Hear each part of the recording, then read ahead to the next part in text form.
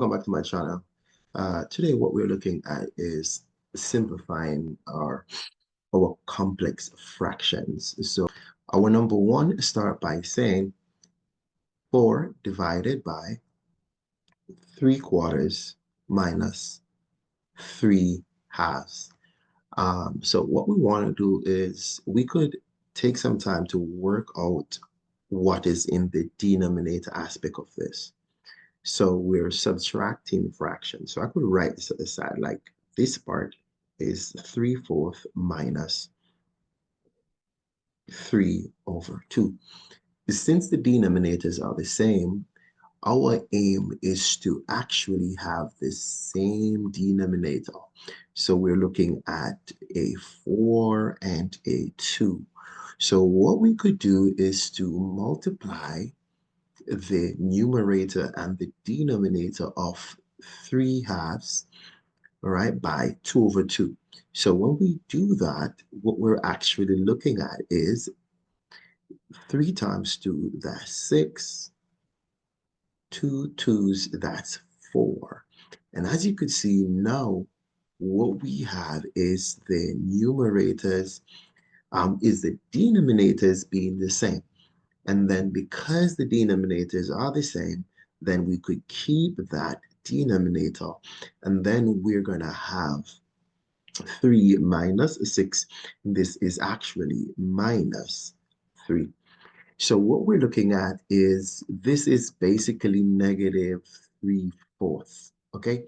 So what the problem really is now is 4 divided. So I'm switching this to the regular division now. So it's 4 divided by negative 3/4. Remember though, 4 could be written as 4/1. And when we're dividing, we're going to change the division to multiplication. And then we're going to reciprocate that last fraction. We're going to reciprocate this, okay? So this is going to give us negative, but it's going to be 4/3. And at this time, though, since there's nothing to cancel, 4 times negative 4 will give us negative 16. 3 times 1 will be 3. So the answer is negative 16/3, or it could be negative 5 1/3. So it's negative 5 1/3 as well. Let's take a look at the second example. For the second example here, you do notice that we have 1/4 plus 5/4 at the numerator, and it's being divided here by 4. What we are going to do is we're going to work out the numerator. Since the denominators are the same, we could easily work with the numerators. So it's going to be 1 plus 5, and that's going to give us 6/4. But 6/4, if you want to break this down by using 2, we could divide by 2. And so we're actually having 3 halves. What we really have, though, in the end is 3 halves. And I'm going to replace this division with this one. So 3 half is being divided by 4. And I'm going to put 4/1. At this time, what we're going to have is 3 half. We're going to change our division to multiplication, and then we reciprocate the fraction that comes after it. So it's going to be 1/4. At this time, we're going to have 3 times 1, that's 3. And at the bottom, 2 times 4, and that is 8. So there we have it, 3/8, and that's a proper fraction, so we're good. Let's go to question 3. For question 3 here, what we're looking at is 4/5, and it's being divided by 2/25. We have 2/25 minus 5/16. All right. Now we're going to work on this part first. So on this part, we want to definitely find numbers that 25 and that 16 could go into without a remainder. And a lot of times the numbers may be hard, but 400 could work. So basically, what we're going to do here is we're going to represent this, right? So 2 over 25 minus 5 over 16. Remember though that 400, right, is what I'm aiming at. So I could multiply the numerator here by 16 over 16 is going to give me 32 over 400 minus. And then when I deal with the with the 16, I'm going to multiply this by 25 over 25 because I'm trying to get the same denominator, right? So I'm actually going to have 25 times 5. That's about 125. So we get 125 over 400. So we have the same, I put 40 there, my bad. So we have the same denominator here, as you could see right about now, right?